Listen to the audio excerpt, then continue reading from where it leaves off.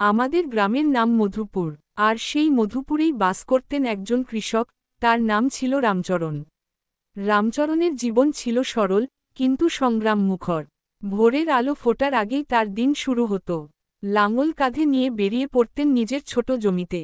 তার কাছে মাটি শুধু মাটি ছিল না, ছিল তার বেঁচে থাকার অবলম্বন, তার স্বপ্ন বোনার ক্ষেত্র।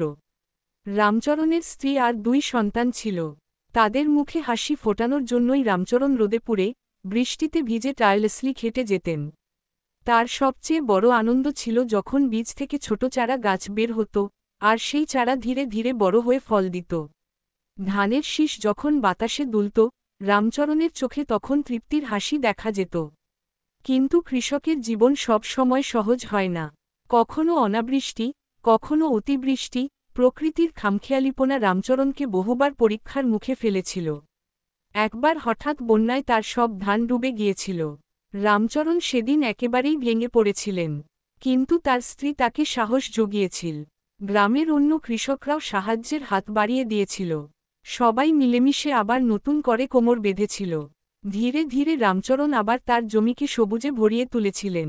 এবারের ফসল গতবারের চেয়েও ভালো হয়েছিল। রামচরণের মুখে ফিরে এসেছিল সেই পরিচিত হাসি। তিনি বুঝতে পেরেছিলেন, প্রকৃতির সাথে লড়াই করে টিকে থাকার জন্য শুধু শক্তি নয়, ধৈর্য আর একটাও ভীষণ জরুরি। রামচরণ শুধু একজন কৃষক ছিলেন না, ছিলেন গ্রামের এক প্রতীক।